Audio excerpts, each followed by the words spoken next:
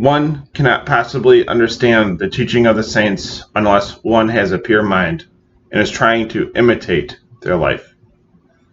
Saint Athanasius of Alexandria.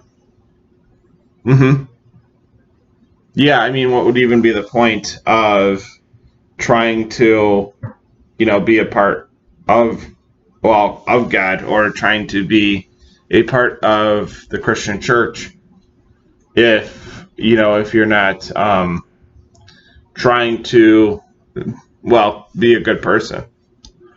Obviously, we don't, just cast aside, and I think this is a big difference between Orthodox Christianity and Catholicism and Protestantism.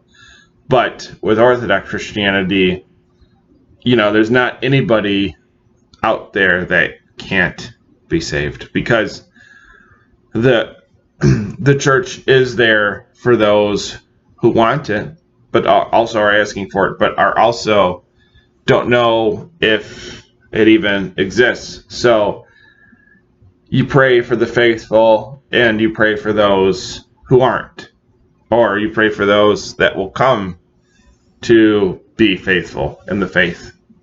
So the thing of it is that trying to imitate their life and having a pure mind is taming the passions, and being able to imitate them through taming those passions.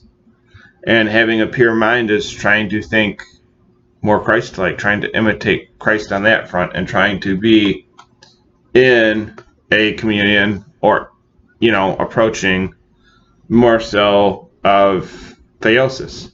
So with little saints, with saints with the little s, is what, all Orthodox Christians would be considered. We're all considered little saints of God's church in his authority, or in her authority.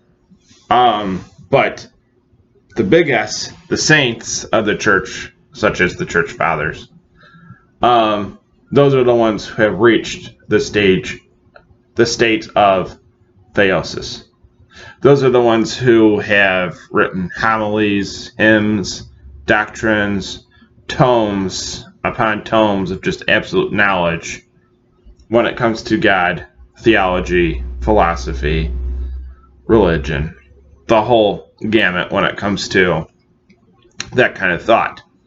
So those are the ones who come through, and those are the ones who send those messages through the church and have carried the traditions through the church.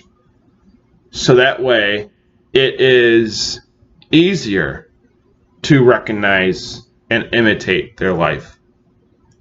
So then that way we come into an understanding with them.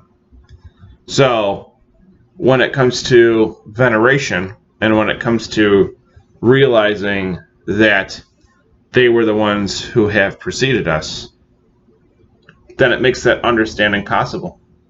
And it makes us not feel so unworthy of being called saints, little s, as opposed to those being called big S, the saints, or the church fathers.